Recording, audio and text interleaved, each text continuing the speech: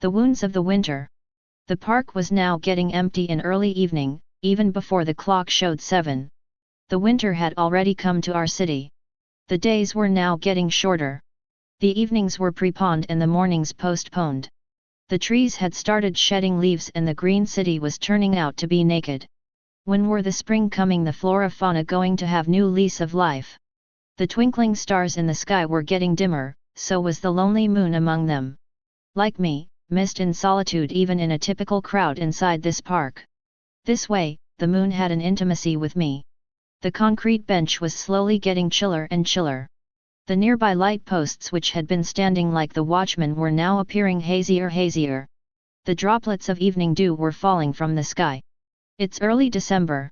The winter had started shuddering this city with the continuous fall in the temperature. Perhaps I was the last man to leave the park. No, somebody else might also be there, Nirlipta. 8 years back, she once knitted a sleeveless sweater for me, and after wearing that I felt excited. When winter comes, will the spring be far behind? Alas, the spring never came thereafter. The trees were not decorated with new leaves and buds. The birds forgot the art of singing. As Nirlipta departed from my life. In every winter I wear the same sleeveless sweater gifted by Nirlipta and feel her in me. Maybe she will have forgotten the art of knitting sweaters. Even otherwise, she won't be knitting sweaters anymore for anybody. Just wait 2 more months, I will certainly marry you in the coming spring. Who was promising whom? I moved ahead following the utterances. Few yards away, a boy was apparently sleeping on the lap of a girl, waiting for the spring to come. Ignoring the cold wave and the drizzling dewdrops. When winter comes, will the spring be far behind? But the girl started weeping. Who knows, anything may happen in these 2 months. I may have to leave this city before the spring comes. The boy was speechless. Apparently, helpless also. Did this windy winter understand his helplessness? Okay, we'll go now. The night is growing older. The young man stood up expecting his girlfriend to follow. But I am yet to hear the final verdict from you. The girl was expecting a firm reply from her boyfriend. Please, darling, when winter comes, will the spring be far behind? Hopeless.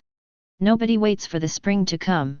Who knows, you may meet the summer just after this winter. You may have to repent at that time. In love, who cares whether it is winter or summer? Do the seasons make any difference to the people in love? What are you doing? Why are you taking off my sweater?